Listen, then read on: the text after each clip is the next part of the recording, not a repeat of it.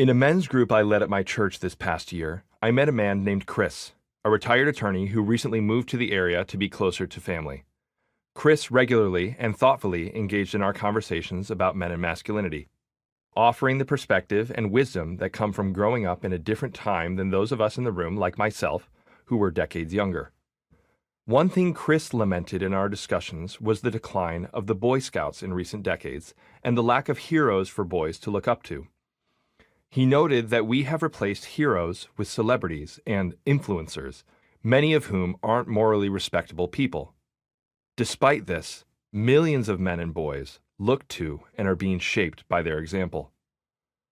Chris isn't alone in his lament.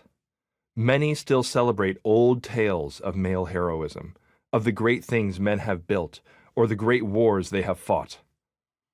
There is much to commend in traditional stories and heroes, though we should be wary of our appreciation of these stories morphing into a less helpful form of traditionalism for traditionalism's sake.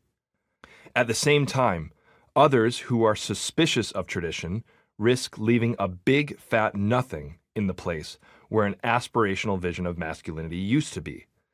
Boys and men need models to look up to, as well as ideals to aspire toward. However, the complex and hyper-politicized dynamics of manhood in the modern world have left many wondering where to look for healthy examples. The revolutions discussed in the last chapter and the lack of relevant vision for masculinity have ultimately led to a fractured male self. We stand in the midst of a generation of men who are lost, unsure where they are supposed to be going, much less how they are supposed to get there. In Search of Men with Chests. Writing in the 1940s, C.S. Lewis, in a famous collection of essays, The Abolition of Man, describes how modern forms of education have neglected a person's heart and affections. It is a classic trope of many societies that men are, or should be, stoic and unflappable. This heady and unemotional ideal is related to what Lewis calls the rational man.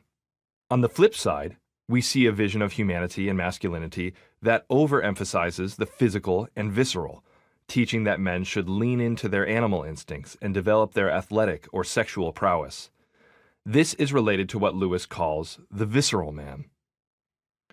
While the errors of these visions are in some sense opposite to one another, Lewis argues that they make the same mistake.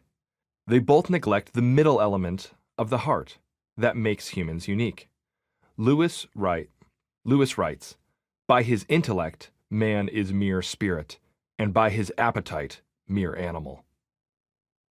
This fractured humanity, caused by a neglect of emotions and passions, gives rise to a generation of what Lewis calls men without chests.